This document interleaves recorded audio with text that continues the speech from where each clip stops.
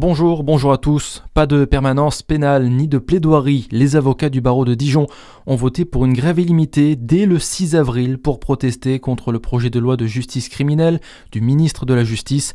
Les avocats menacent aussi d'une grève générale s'ils ne sont pas entendus. Le projet de loi permettrait de désengorger les juridictions criminelles avec la simplification des procédures, selon Gérald Darmanin. Retour sur les mobilisations dans le secteur éducatif. Hier, à Besançon, ils étaient près de 200 professeurs et enseignants devant le rectorat pour protester contre les fermetures de classes annoncées à la rentrée prochaine. Dans l'académie de Dijon, le taux de grévistes a atteint 4,5%, tout confondu. Dans le détail, c'est dans le premier degré que les professeurs se sont le plus mobilisés avec près de 6,6%. 25 millions d'euros, c'est la baisse des financements de l'État pour les formations des demandeurs d'emploi en Bourgogne-Franche-Comté. Cela représente 2200 places de formation supprimées dès cette année. Le gouvernement se désengage et défait les dispositifs mis en place qui ont pourtant prouvé leur efficacité, dénonce Jérôme Durin, président de la région. Dans l'actualité aussi, Donald Trump prépare-t-il la sortie des États-Unis de la guerre au Moyen-Orient ? Il doit s'adresser à la nation ce soir selon la Maison-Blanche. Et déjà hier, il a assuré que les Américains pourraient quitter l'Iran d'ici 2 à 3 semaines. Pourtant, dans le même temps, au large de l'île de Karg, plus de 15 000 soldats américains sont prêts à se déployer en Iran.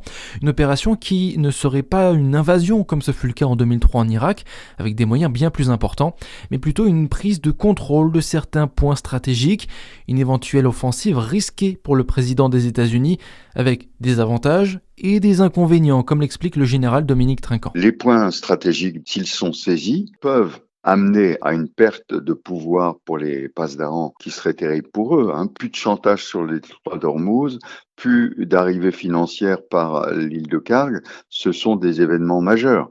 Maintenant, les chances de réussite ne sont pas à 100%. C'est une prise de risque importante pour le président Trump. D'abord parce que s'il y a des pertes vis-à-vis de son électorat, ça va être terrible. Ensuite, perte de prestige bien sûr pour les États-Unis qui n'auront pas réussi leur objectif. Et renforcement du régime iranien, ce qui irait à l'encontre de l'effet escompté. Le président américain a également appelé les pays européens à prendre seuls le détroit d'Ormuz. En France, Olivier Faure assure que les militants du PS voteront avant juin sur le processus présidentiel pour 2027.